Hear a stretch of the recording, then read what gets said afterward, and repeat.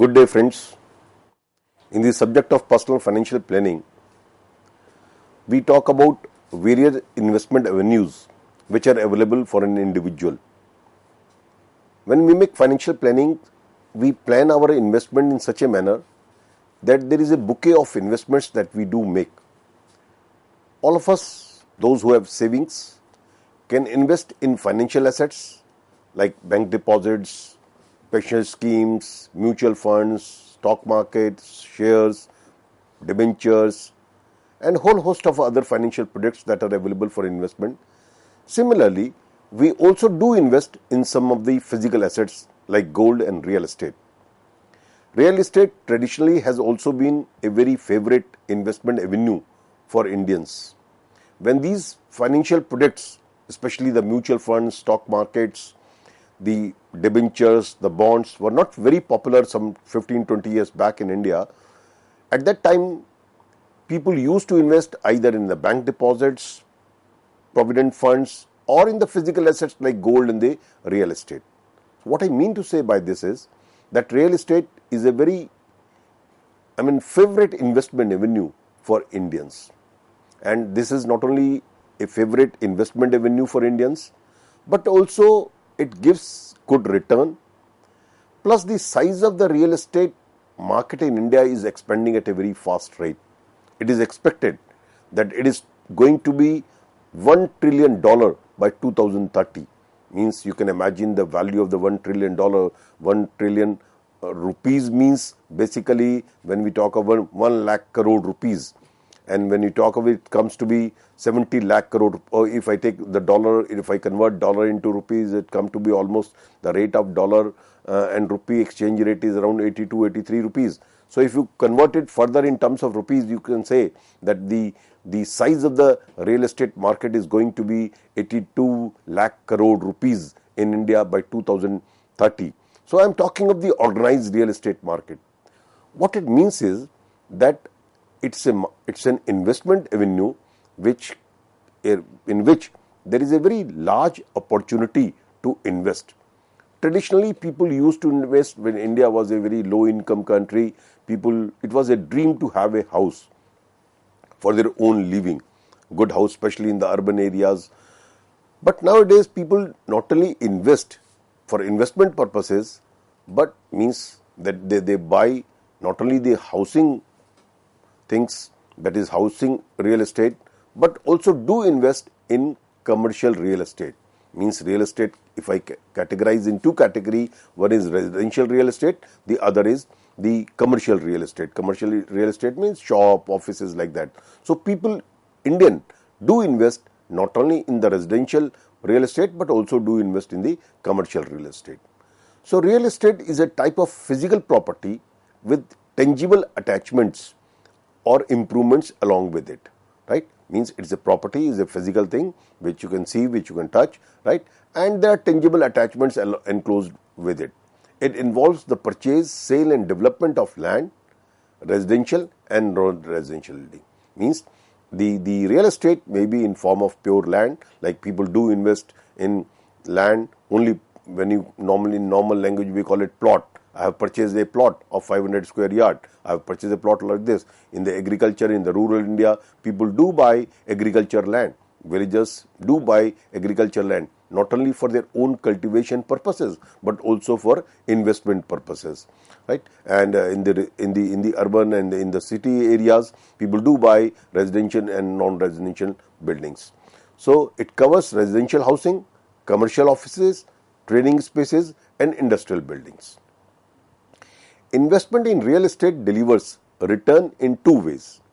One is capital appreciation and the other is return is in form of rentals. What it means is that if you do invest in a real estate project or in a real estate, say for example, I buy a house, I buy a flat rather, I would say, not house. House, basically I am using the term which is used for residential purposes. So I want to make some investment. So other than my house in which I am living, I buy a flat, and this flat I let it out. So in this way, I'll get a rental income.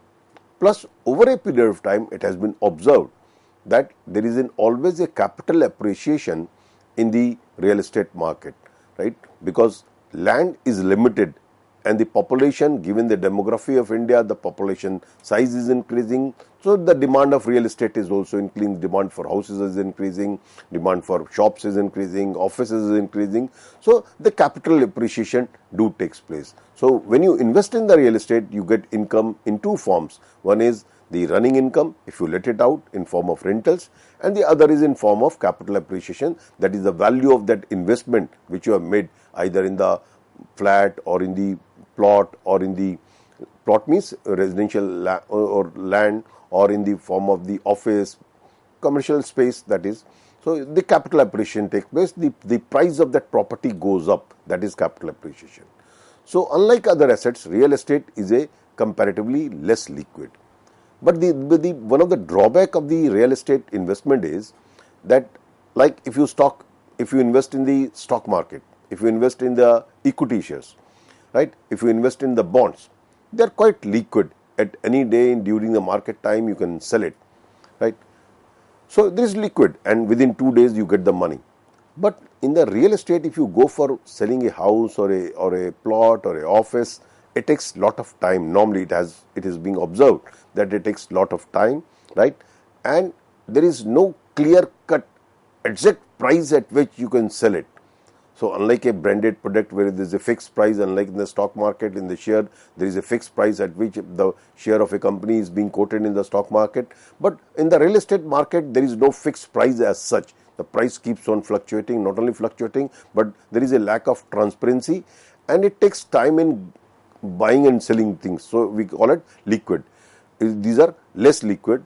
Not only buying and selling takes time, but also the cost involved in buying and selling is also high, right? So if you go for the buying a property, you have to get it registered, and registry cost is quite heavy in India, right? And you have to pay the brokerage. So that way there is a lot of cost involved in the transaction. So that is also a reason why, that's why we call it is less liquid.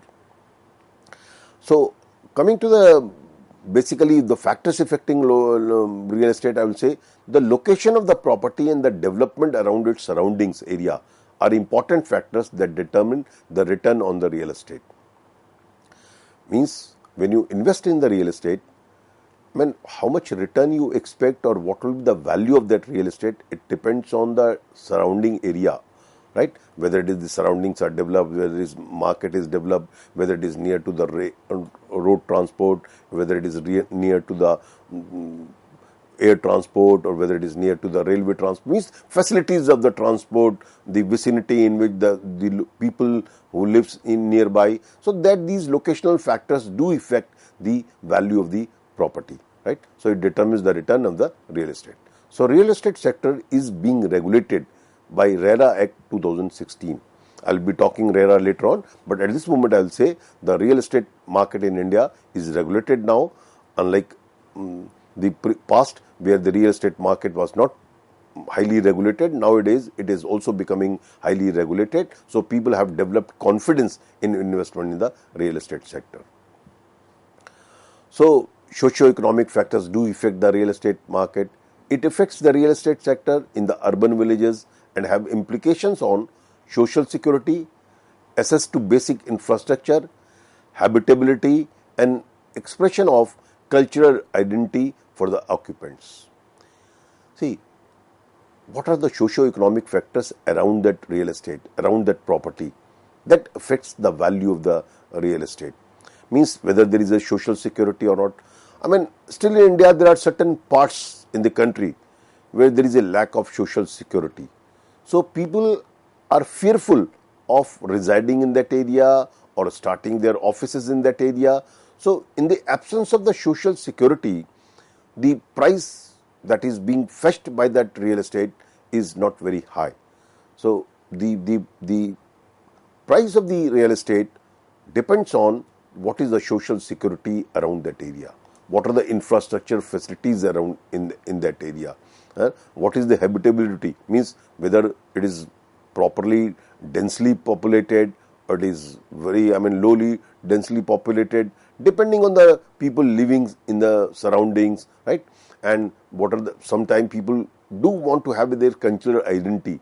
One type of people, says, if I talk of metropolitan cities, like a city like Delhi or Mumbai, what we have observed is, if I am from some other state with a particular cultural identity, I would like to live in that area where people from my own state have come to Delhi and they have, or Mumbai, and they are living in that area. So people do prefer that, so that their cultural identity remains intact, right? So for that these are the factors which fix the price of, even if I am ready to pay high for that area where my people from my state is living, so that there can be cultural identity. So socio-economic factors do affect the real estate market in the country.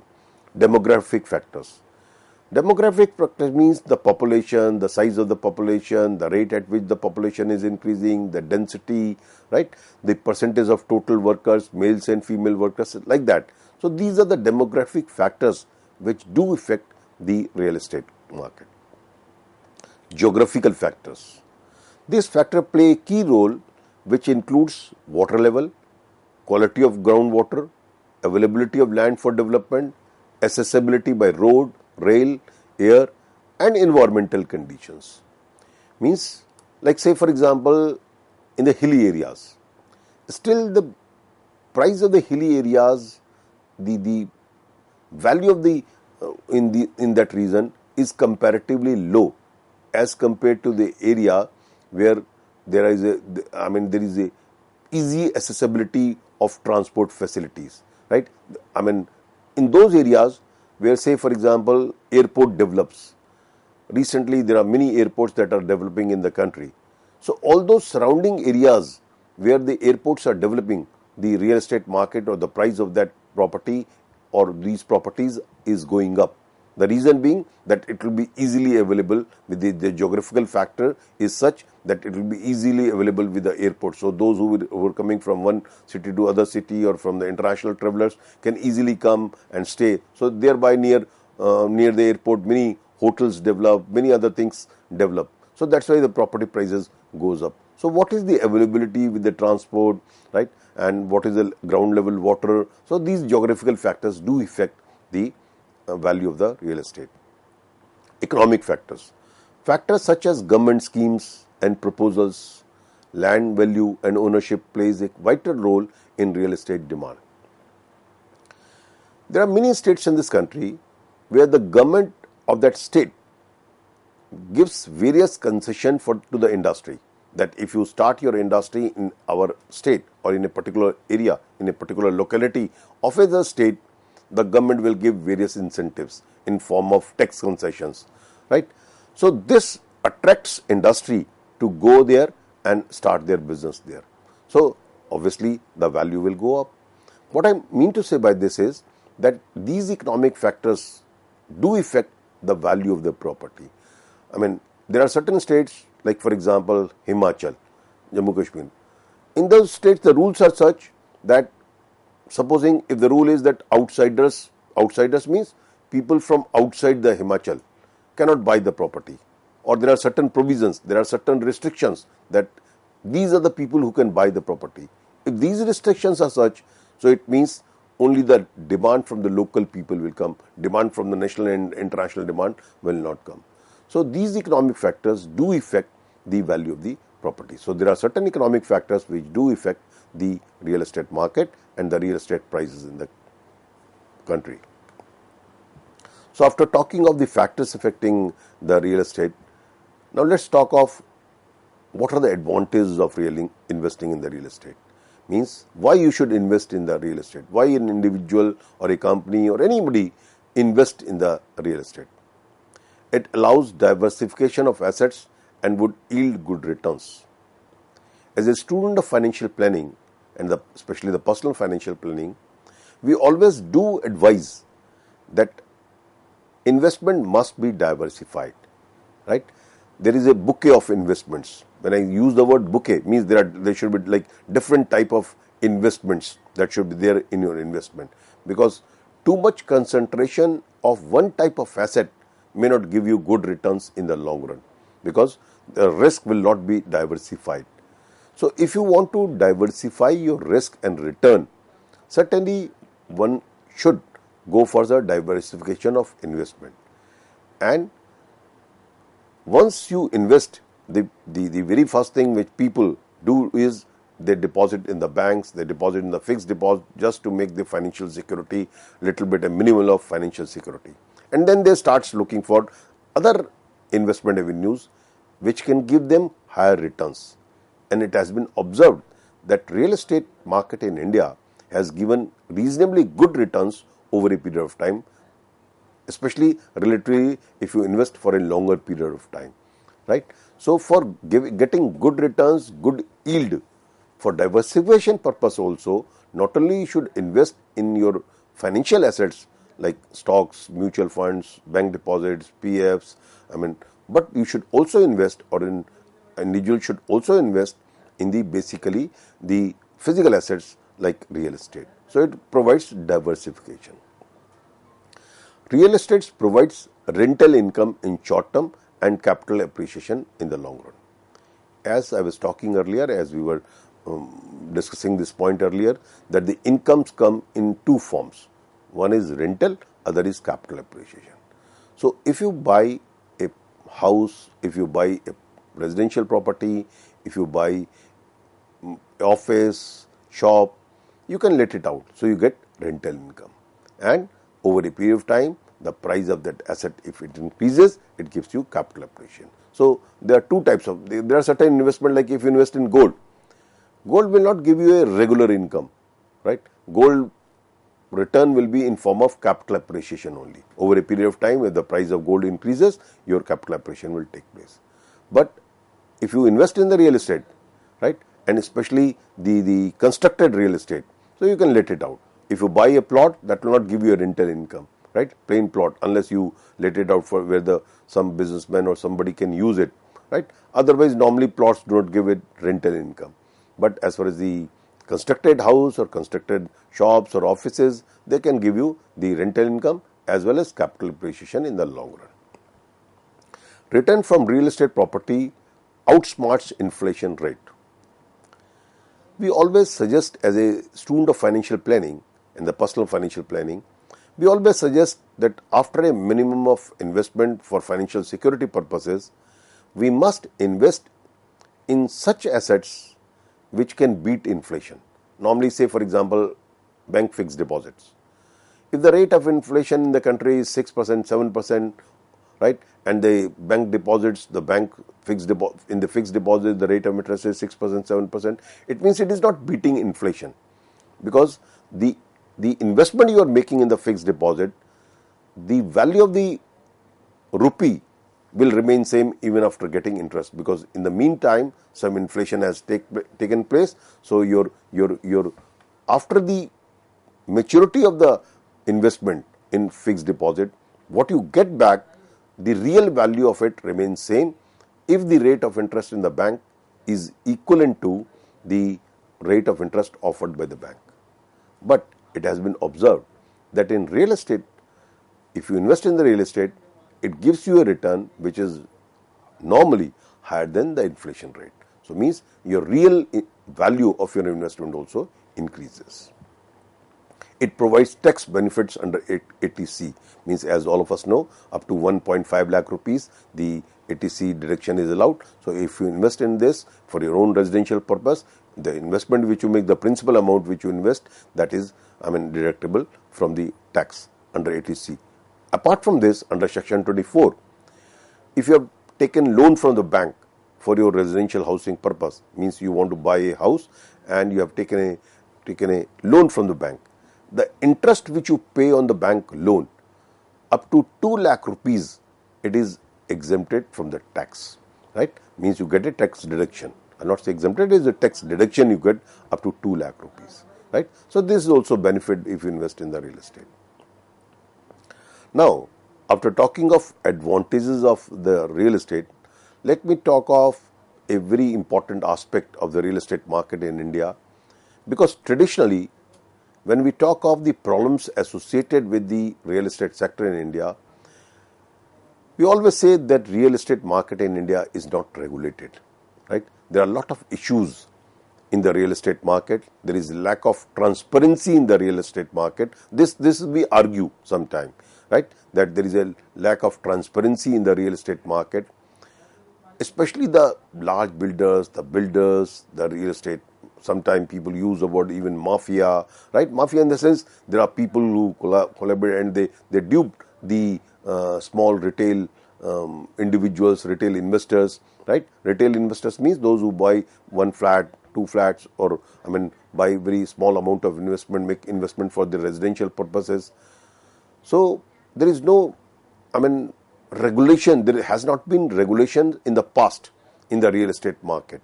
There is a lack of transparency, especially means the prices are not very clear. Builders do promise something, but they don't deliver their promises, right?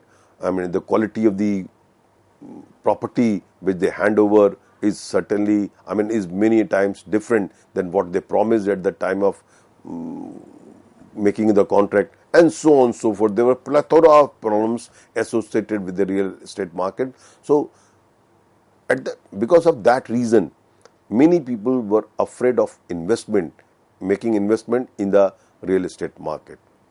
But in India, in the year 2016, the RERA Act was being enforced. Means RERA Act came into picture, and that RERA Act has changed the scenario. So RERA stands for Real Estate Regulatory Act. An act has been promulgated in India, right, which is known as Real Estate Regulatory Act. This act came into picture from 1st May 2016 solely for real estate sector in the construction industry. As we are aware, there are various regulatory bodies in India. Like for example, the banking sector is being regulated by RBI. So RBI is a regulator. The stock market is being regulated by the SEBI, Securities and Exchange Board of India, right? So, the insurance market is being regulated by IRDA, right? Insurance Regulatory Development Authority. Similarly, for regulating the real estate sector in this country, the RILA was promulgated. RILA was started in the year 2016, right? So, Real Estate Regulation and Development Act 2016. According to this act, such state should have separate RERA, means each state should have separate RERA and its website where information regarding every real estate project in the state is updated. So, for real estate regulation, the RERA has been promulgated in the year 2016, and for regulating the developers, for regulating the agents, for bringing transparency, right, and for various other issues, this RERA Act has been started. The Act says that each state will have its own authority for RERA governed by Ministry of Housing and Urban Property Alleviation.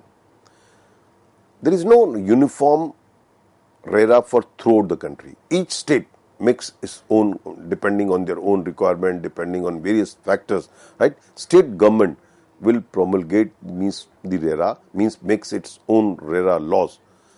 Although by and large the rules and regulations are same, barring few exceptions, barring few changes, but the state has a right, has an authority to draw its own rules and regulation in the RERA, which will work under Ministry of Housing and Urban Property Alleviation.